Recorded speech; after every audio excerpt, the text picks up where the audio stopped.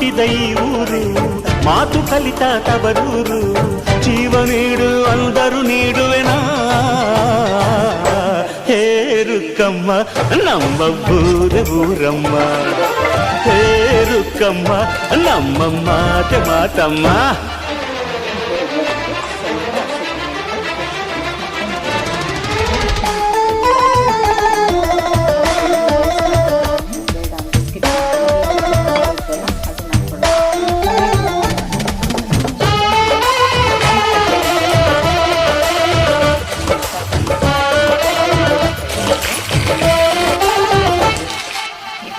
ಇಲ್ಲಿರೋ ಸೌಭಾಗ್ಯ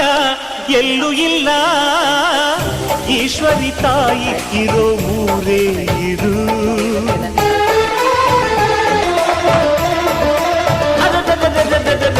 ಇಲ್ಲಿರೋ